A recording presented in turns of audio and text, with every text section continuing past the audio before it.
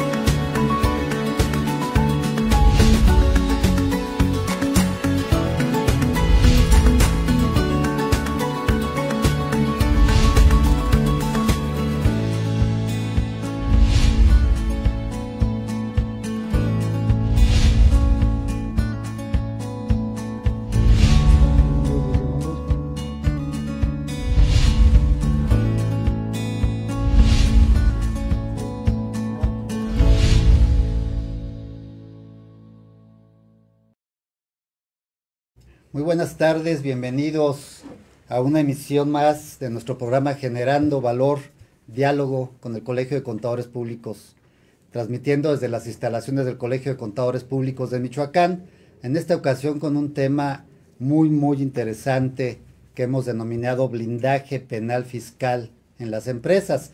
Y tengo el agrado de entrevistar a un experto en la materia, el maestro Jaime Olvera Sandoval, director de la firma Compliance and Defensa Penal Fiscal Corporativa.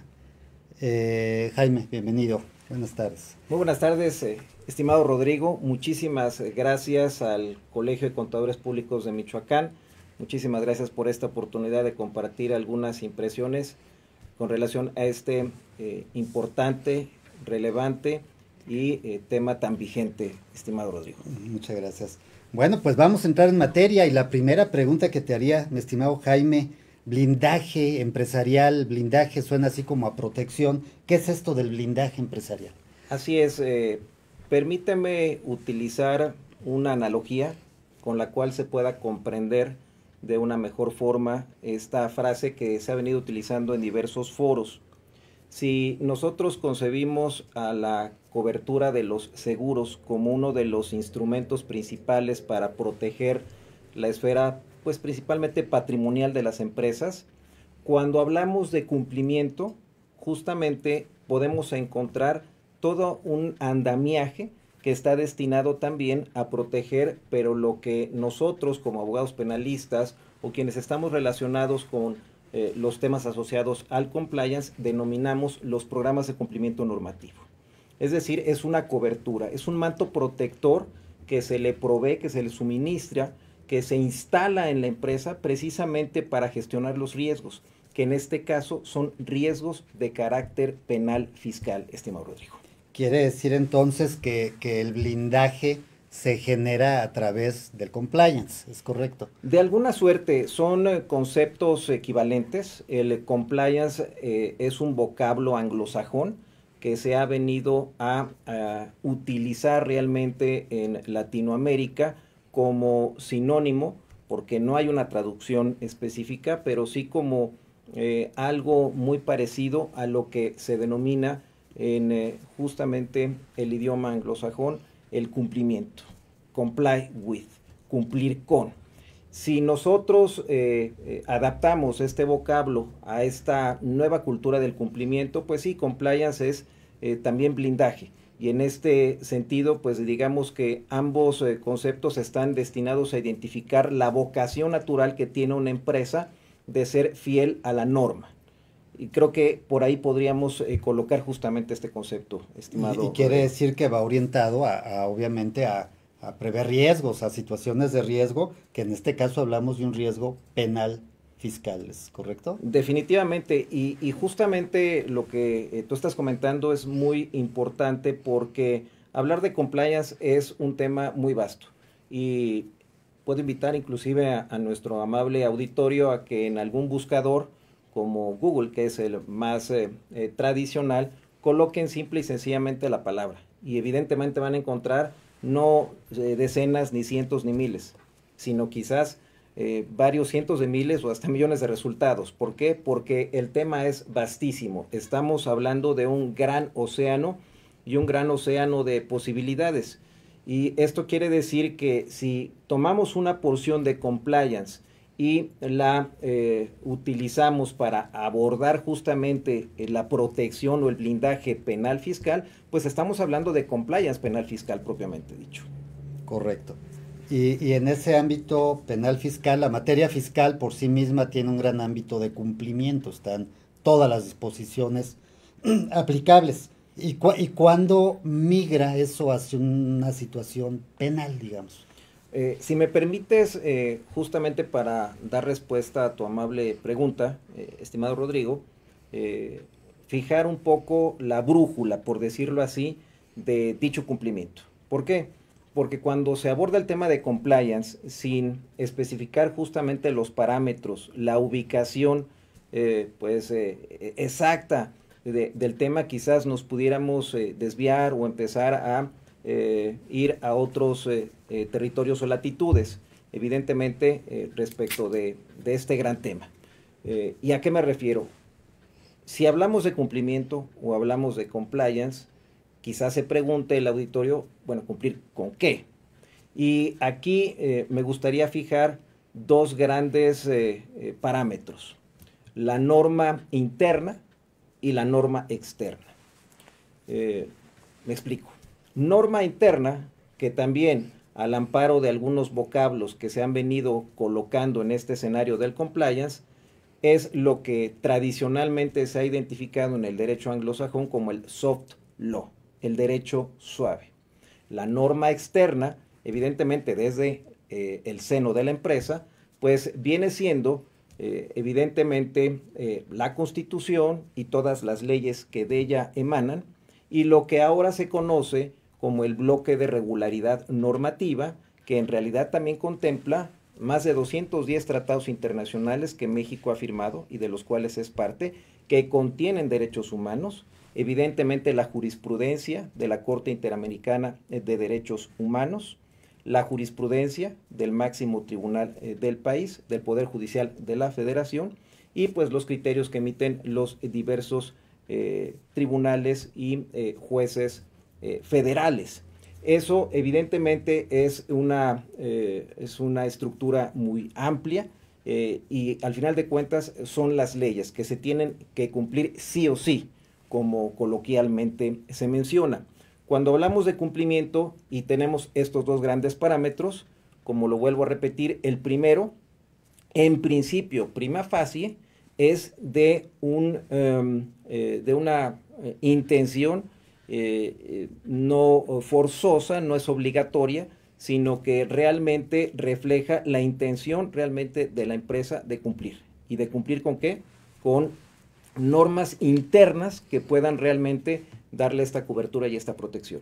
Porque el otro parámetro que acabo de mencionar, que es el externo, ese no cabe la menor duda que se tiene que cumplir. Claro. Pero el interno es el que tiene un signo de interrogación, y ese es justamente en donde se encuentra el cumplimiento penal fiscal, el blindaje penal fiscal o el compliance penal fiscal como tal. Quiere decir que la empresa, más allá de la norma dura, que esa la tiene que cumplir, como tú bien dices, la propia empresa se impone una normatividad interna. ¿Y cuál es el objetivo de imponerse esa normatividad interna? Muy interesante, muy profunda además tu pregunta, estimado Rodrigo. ¿Por qué? Porque pareciera que es relativamente sencillo cumplir. Y bueno, pues ahí están las leyes, ahí está la Constitución, ahí está un código fiscal, está una ley del impuesto sobre la renta, están los reglamentos, las disposiciones de carácter general y un universo pues muy vasto de normatividad, de leyes, de reglamentos, de códigos de carácter fiscal.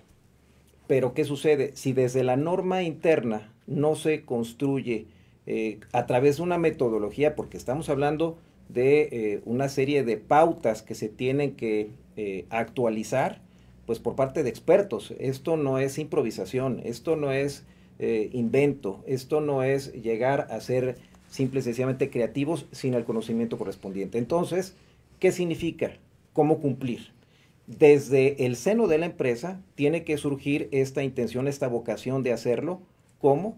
A través de procesos, de procedimientos, de líneas, de pautas, de metodologías, de directrices, precisamente para gestionar los riesgos que hoy por hoy ya se colocan en un escenario, pues evidentemente muy relevante para la empresa. Correcto. Tenemos reformas fiscales, nada más y nada menos desde 2019, la agenda pública ha venido pues insertando en el escenario nacional toda una estructura dedicada a la recaudación, y en ese sentido pues juegan un rol muy importante desde los contadores públicos, los empresarios y las empresas como tales, pero también los riesgos que puede conllevar o implicar el no cumplir adecuadamente. Y de eso justamente es de lo que estamos platicando en este momento. Correcto, pero esos riesgos puede seguir un incumplimiento, la línea netamente administrativa, infracciones, sanciones económicas, pero también existe la otra línea, que es precisamente la línea penal. ¿Qué pudieras comentar en este sentido? Bueno, pues definitivamente hay mucho que comentar en ese contexto. ¿Por qué?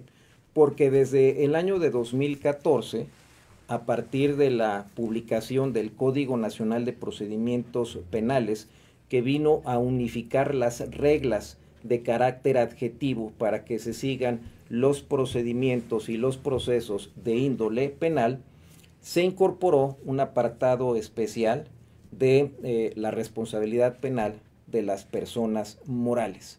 Es decir, estamos hablando de una nueva teoría del delito que incluye en el escenario a un nuevo sujeto de responsabilidad penal, cosa que antes no existía. Y evidentemente, habiendo superado las discusiones doctrinales y académicas, hoy por hoy esa ya es una realidad. Esta inclusión sufrió un ajuste en el año de 2016, si no me equivoco, en lo que fue llamada la miscelánea penal, y en la cual se incorporó en el artículo 421 de este Código Nacional de Procedimientos Penales, por ahí del 18 de junio de ese año, justamente el modelo que se viene adaptando de un país de donde México pues ha venido prestándole mucha atención, que es España. En España ellos ya tienen pues más de una década con la implementación de esta figura. Nosotros llevamos algunos años de retraso, pero desde 2016 en realidad nosotros ya tenemos un modelo muy específico que presenta la posibilidad de que una persona jurídica, es decir, un ente colectivo, pueda ser sujeto de una investigación de carácter criminal por parte de una fiscalía, por parte de un agente del Ministerio Público, eventualmente pueda ser vinculada a proceso, quizás en un momento dado acusada y posiblemente condenada. Esa es una nueva realidad. Y dentro de este escenario, evidentemente existe también la posibilidad de que esta empresa que está siendo investigada y que puede estar ingresada en el carril del proceso penal, pues evidentemente sufrir todas las consecuencias que eso pueda traer. Te adelanto, estimado Rodrigo, sí. Una de ellas, y que es muy, pero muy grave, es incluso en términos del artículo 422 de este Código Nacional de Procedimientos Penales, pues lo que podríamos decir que es la pena de muerte, la disolución de la empresa. Y eso, pues, es muy, muy grave. Es una situación realmente grave, y es un tema que debe estar en el conocimiento del empresario, porque su desconocimiento puede llevar precisamente a esas consecuencias. Esto implica que el empresario debe tener una asesoría muy adecuada para conocer la temática y prepararse contra los riesgos que esto entraña, ¿no? Definitivamente, mi estimado Rodrigo, debemos recordarle a nuestro amable y gentil auditorio que el tema del cumplimiento no es nuevo. El compliance tampoco es algo reciente. El cumplimiento prácticamente siempre ha existido desde que hay pues una estructura legal, un corpus juris, un sistema jurídico vigente en cualquier nación, en cualquier estado de derecho como el nuestro. Lo que pasa es que ahora, con todas las transformaciones jurídicas que estamos viviendo, el compliance viene a jugar un rol preponderante, porque la empresa también ya viene siendo un agente indispensable del concierto nacional y mundial, evidentemente. Pero en México, pues gran parte de las empresas, que son muchas de ellas familiares, no nada más generan empleos, sino que tienen que cumplir una infinidad de obligaciones. Y te pongo un ejemplo. En cuestión de minería, si hablamos de todas las obligaciones, desde la constitución de la empresa hasta la creación de una gran estructura para poder extraer los minerales del subsuelo, estamos hablando que este tipo de empresas tiene que cumplir con alrededor de 17,000 obligaciones. ¿Sabes lo que ello implica? Pues evidentemente es toda una labor, me atrevería a decir, de inteligencia corporativa. Sí, son grandes entes colectivos que tienen que enfrentar una regulación muy potente, con mucha fuerza, por decirlo de alguna suerte, y si no están preparadas para gestionar estos riesgos, pues evidentemente puede haber consecuencias, y entre ellas están las fiscales. ¿Sí? Ahora, hace unos días fue publicada en el Diario Oficial de la Federación, me parece que fue el día 12 de este mes, justamente la llamada reforma fiscal, la miscelánea fiscal de este año 2021, para que pueda ser aplicada en 2022, pero lo mencioné hace unos momentos, esto se viene presentando desde hace algunos años a la fecha, y se han venido cerrando cada vez más puertas. Tuve oportunidad de echarle un vistazo a esta reforma, y si no me equivoco, hay dos últimos párrafos de uno de los artículos que incluso le quitan la posibilidad a los agentes aduanales de poder excluir conductas criminales cuando no son informados, me parece, de algunos avisos. No tengo el dato como tal, pero lo que quiero destacar es que la autoridad cada vez está colocando a las empresas como aliadas del Estado para la prevención de delitos, y eso incluye al empresario. Por eso es muy importante la pregunta que me haces. Hoy en día las empresas necesitan, pues sí o sí, de contar con asesores responsables que conozcan de estos temas y que al menos sensibilizan al empresario de su importancia. Correcto. Mucho se ha hablado de la cuestión delictiva. Cuando pensamos en empresa, pensamos en personas morales, que es el tema que tú acabas de mencionar, pero finalmente también la persona física es empresa. Y la persona física también requiere estos servicios, creo yo, ¿no? Definitivamente, mi estimado Rodrigo, acabas de tocar un tema muy importante, y te pongo un ejemplo. Hay obligaciones específicas en materia de compliance penal en la ley federal para prevenir la trata de personas. Desde un café internet, desde un establecimiento para proveer servicios de masaje, desde un establecimiento que provea de bebidas alcohólicas, etcétera. Hay obligaciones de compliance. Pero bueno, eso es un ejemplo. Estamos hablando de compliance fiscal, y yo contestaría de alguna suerte, o más bien alimentaría la reflexión que tú haces en el siguiente sentido. El artículo 95 el artículo 95 del Código Fiscal de la Federación es un artículo que no es nuevo. Es un artículo que tiene ya muchos años aplicándose, y es un artículo que desvela de alguna suerte un elenco de posibilidades en materia de compliance. ¿Y cuál es la razón?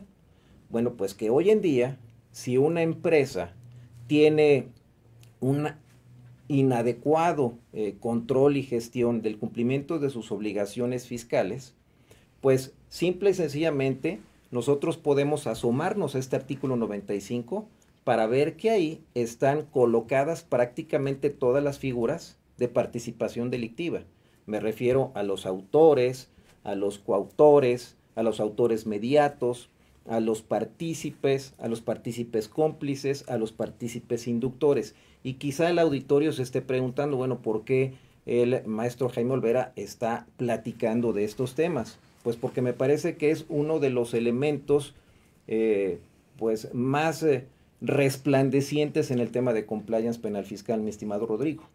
Porque un descuido, un tema que pueda derivar de sede administrativa a la penal, y que genere un citatorio de un ministerio público a la empresa por la probable comisión de un delito, pues evidentemente ahí en esta figura están los protagonistas, están quienes pudieron haber intervenido en esta posibilidad. Y estamos hablando desde el empresario, el consultor o el contador público, el contador interno, la propia empresa, y pues quizá más adelante pudiéramos platicar de las enormes consecuencias y trascendencias por determinados montos que esto podría traer por temas asociados a delincuencia organizada, que es otro de los grandes temas. Perfecto, hacemos una pequeña pausa y regresamos con estos temas tan importantes.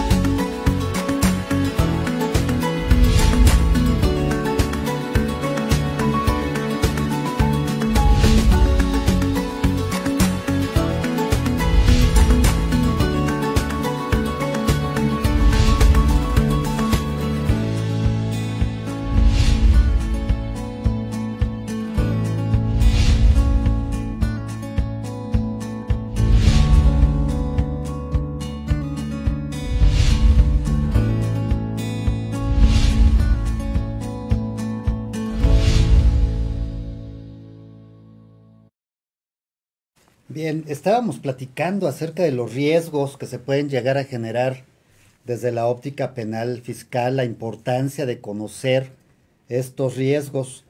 Y nuestro tema habla de blindaje, mi estimado Jaime. Entonces retomamos este blindaje ya de una manera como más específica. ¿Cómo se lleva a cabo?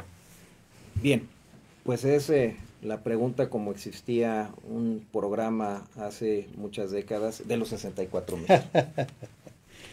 Y evidentemente porque me la formulan en muchísimos foros, yo también la he formulado también en algunas capacitaciones, pero cómo pues aplicar el compliance propiamente dicho. Es correcto. Es decir, cómo aplicar el cumplimiento, cómo cumplir. La primera parte de mi respuesta básicamente iría hacia la empresa, antes quizá de decirle a nuestro amable auditorio cómo desarrollar justamente estos programas de compliance. Y sería indagar si realmente en la organización, en el ente colectivo, hay una intención, como ya lo he señalado, una vocación, una decisión de cumplir y de cumplir bien. ¿Por qué? Porque como todo, esto implica costos, estimado Rodrigo. Correcto. Y evidentemente, pues muchas veces los empresarios están muy concentrados en otros rubros dentro de su actividad. Y quizás esta parte que es muy novedosa, eso sí, en cuanto al modelo de responsabilidad penal de las empresas, en cuanto a los entes colectivos que están sujetos a una investigación de carácter criminal, que por cierto, cada día hay más carpetas de investigación en este sentido en nuestro país, principalmente en la Ciudad de México, pues aunado a una enorme regulación, a las cargas fiscales, los problemas o las cuestiones pues, de nómina, al pago de los empleados, quizá puedan distraer un poco al empresario de este gran tema que estamos platicando el día de hoy. Pero para llevarlo a cabo se requiere, primero que nada, justamente esa intención y la posibilidad de que esto pueda representar un gasto. Ahora, ¿cómo implementar programas de compliance? El segundo gran subtema que yo te mencionaría es a través de quién o quiénes lo deben de implementar.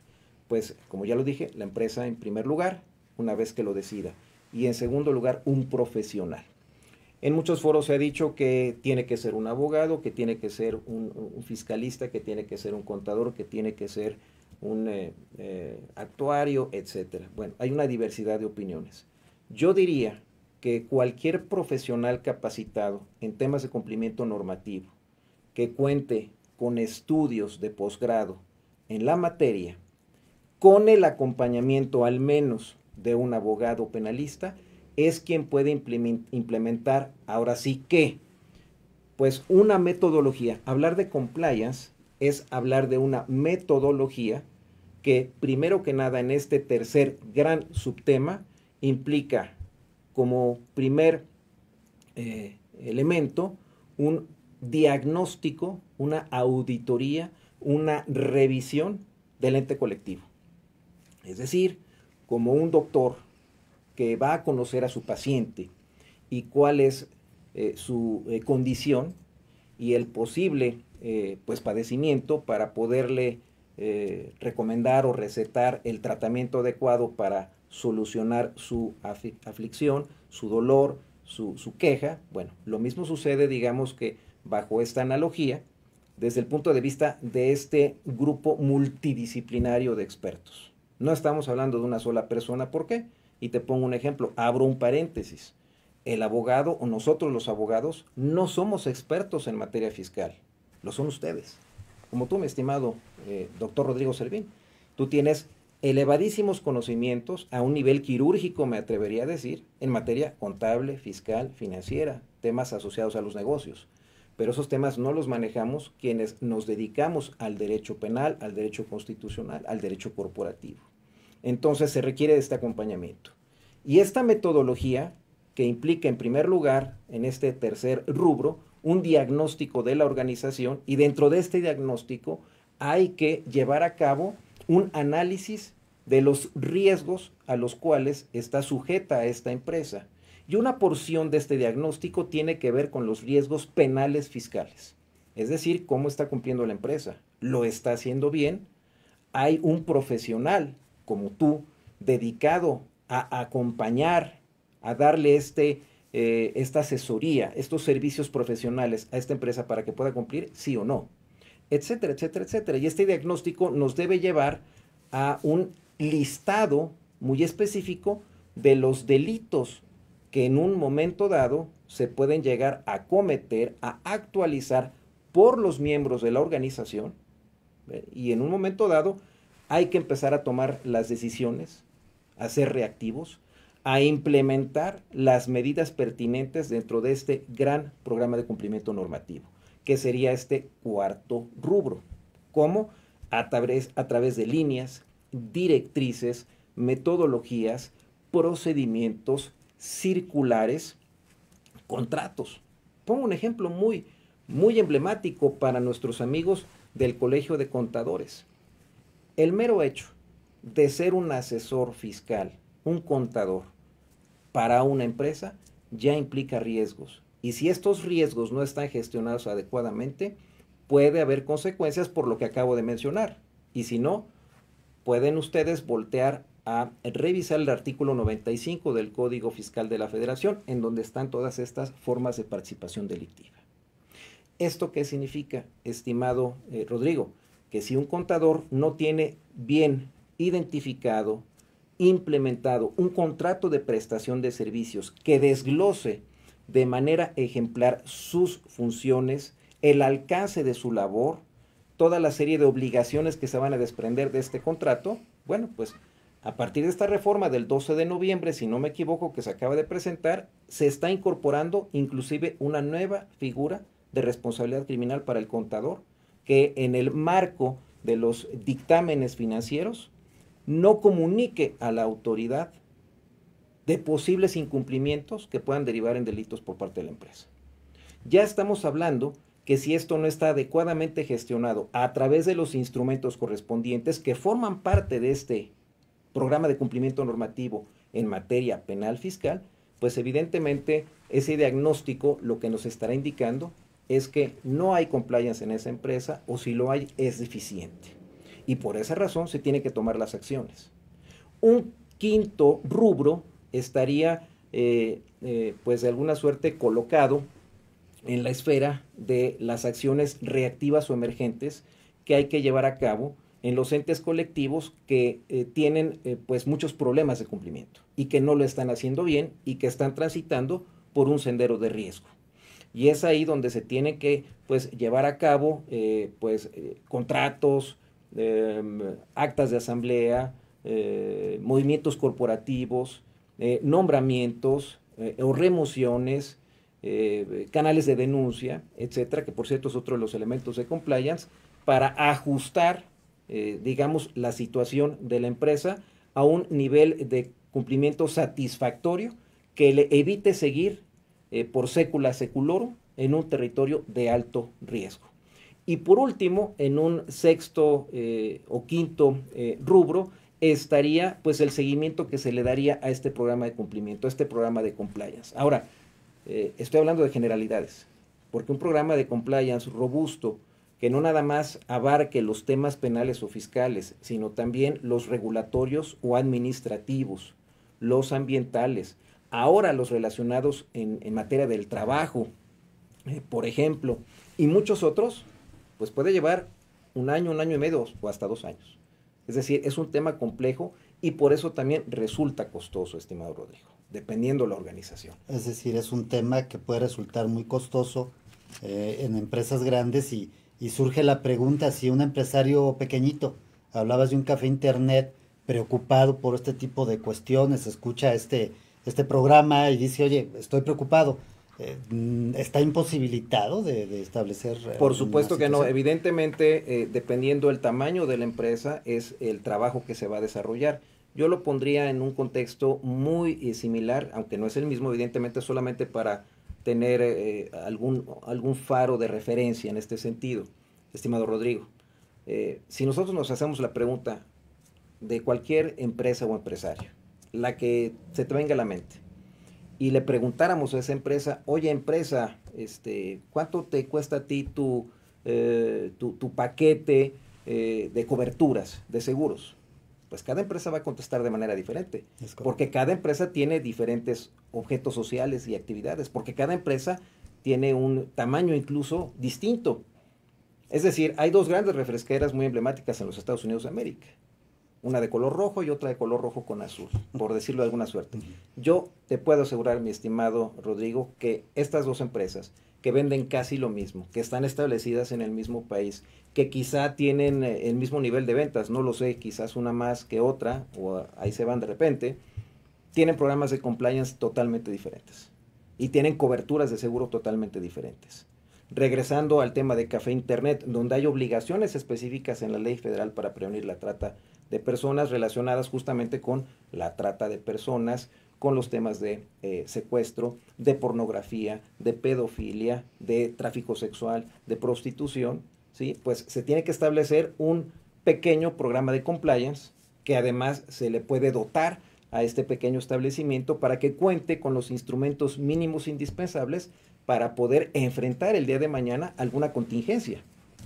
Correcto. En ese sentido, estimado Rodrigo. Y en la materia penal, por ejemplo, ese café internet, si entendí bien el proceso que nos platicaste hace un momento, tendría que empezar por ver a qué situaciones en materia fiscal está sujeta y dónde tiene riesgos de carácter fiscal por incumplimiento o incumplimiento deficiente y que pudieran llegar a trascender hasta el ámbito penal, ¿no? ¿Sería de esa manera? Por supuesto, y te voy a poner un ejemplo.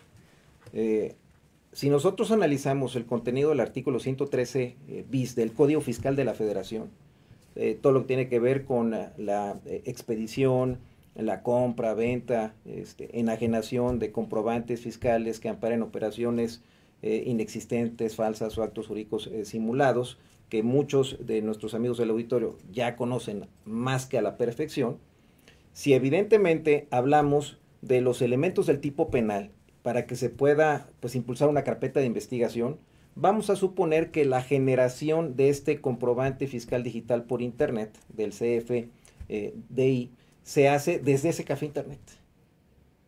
Es decir, desde el centro remoto telemático o informático de este establecimiento.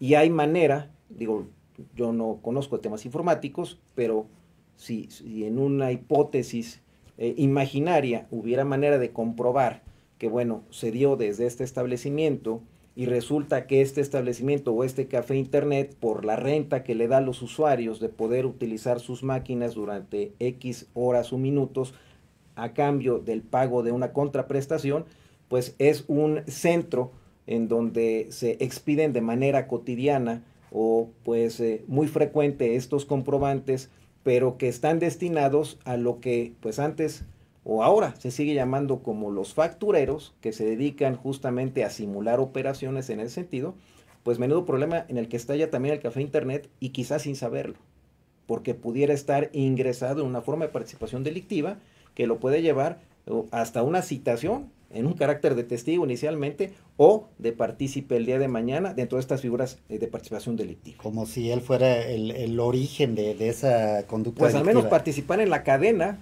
de todos aquellos que están pues utilizando estos instrumentos para pues delinquir, evidentemente. Ahora, aclaro, el artículo 113 bis como tal impone enormes retos y desafíos para un fiscal para poder pues comprobar todos los elementos del delito. Digo, ahí ya es hablar un poco de temas relacionados con la defensa penal fiscal de empresas y negocios, pero eso no quiere decir que no exista la posibilidad, uno, de que se abra una carpeta de investigación, de que se inicie una investigación y de que se empiecen a generar actos de molestia al empresario.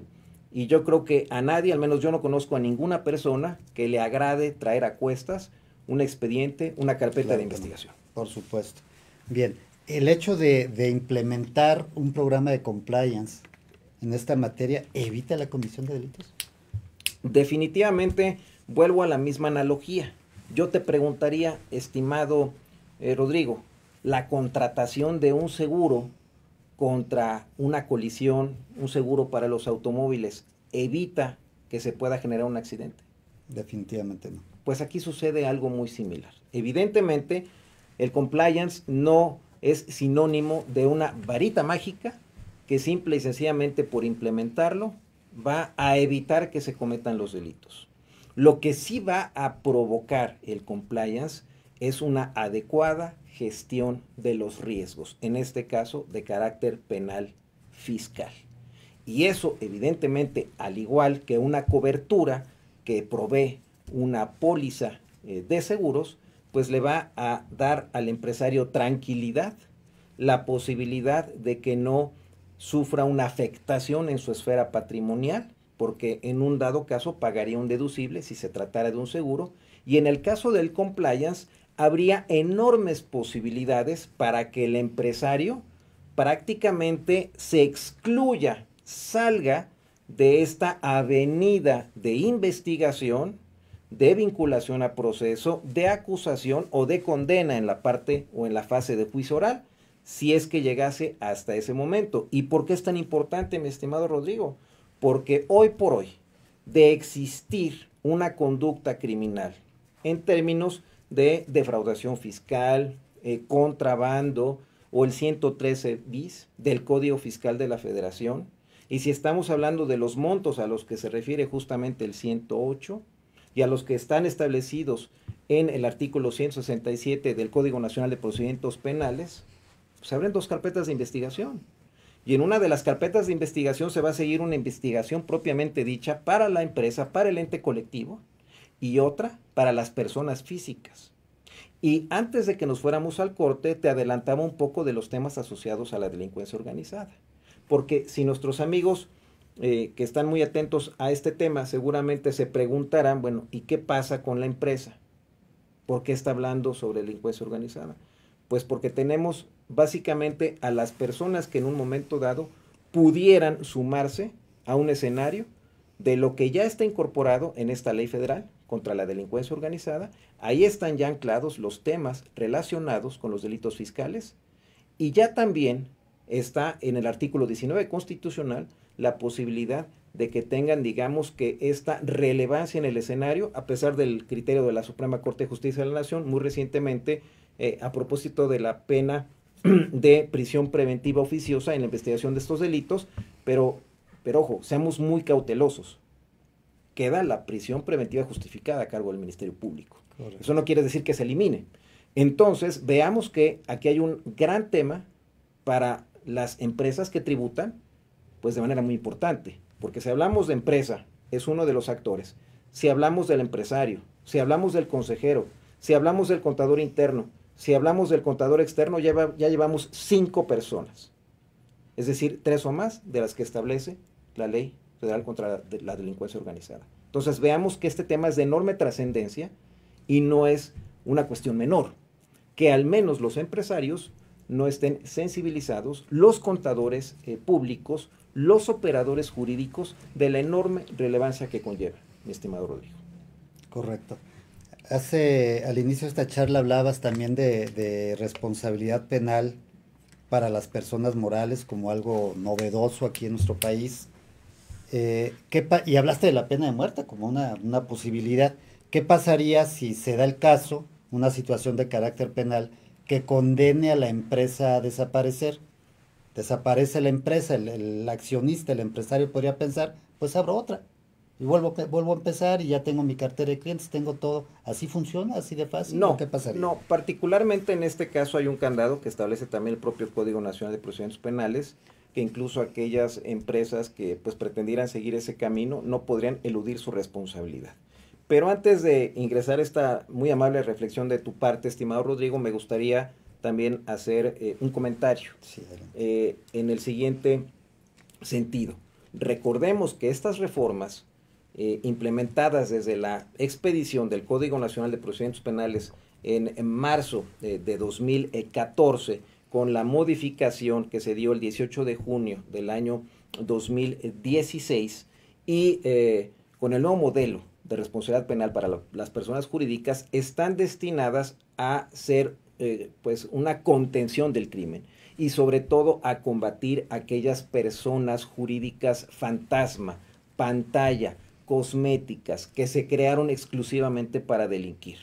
Si nosotros pensamos que muchas veces los pescadores que salen a aguas profundas a extraer quizá, no sé, el atún, y que muy lamentablemente de repente pues también entre las redes están las vaquitas marinas, que es una especie protegida, pues pudiéramos pensar que también en este escenario de lo que está direccionando, digamos, la autoridad fiscal hacia pues justamente estas empresas, pudieran estar también presentes otras que salgan o emerjan por ahí, pues porque también se les descubrió alguna anomalía, alguna anomalía.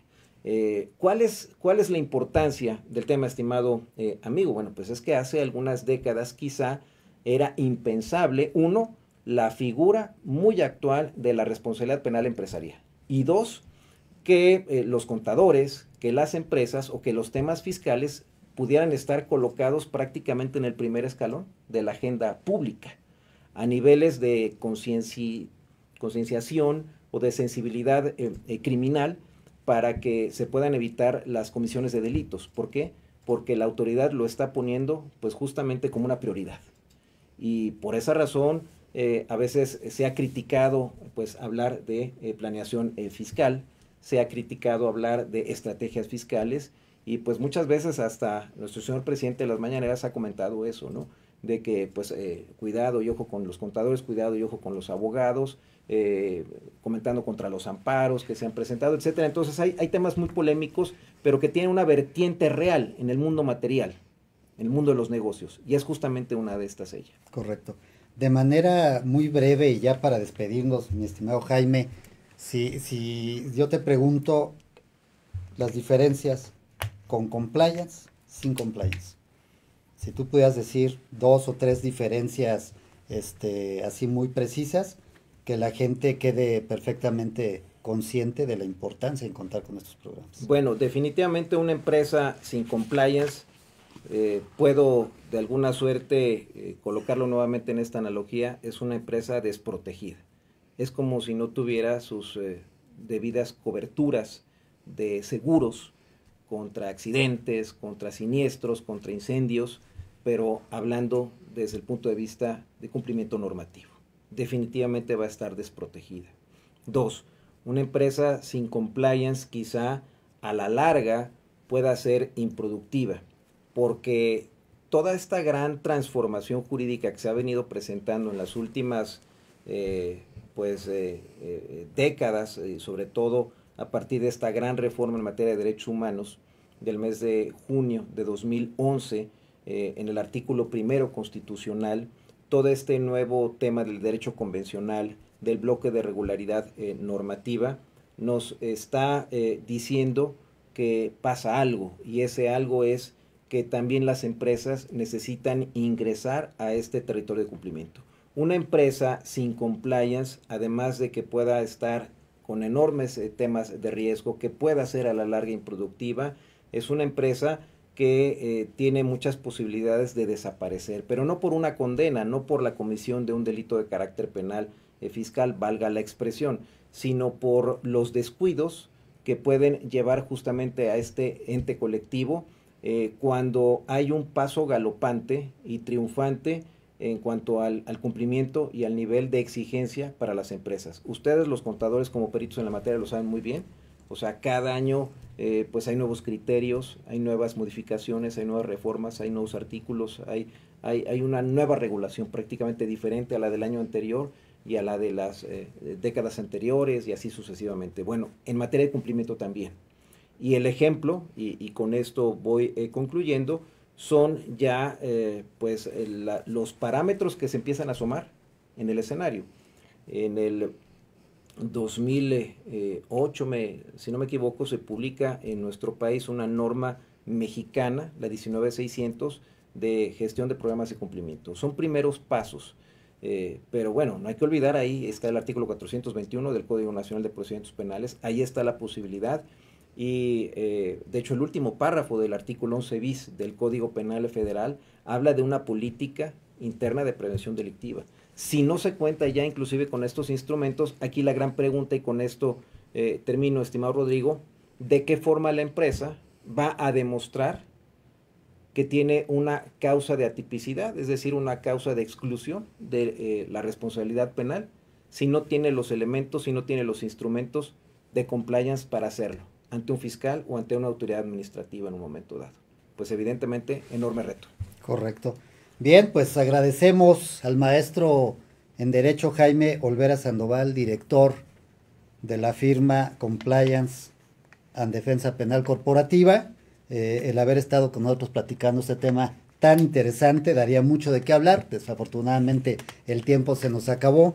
A nuestro gentil auditorio, muchas gracias por vernos y los esperamos en la próxima emisión de nuestro programa. Muchas gracias, muy buenas tardes, y un placer estar aquí con nuestros amigos del Colegio de Contadores Públicos de Michoacán. Hasta la próxima. Muchas gracias, estimado Rodrigo.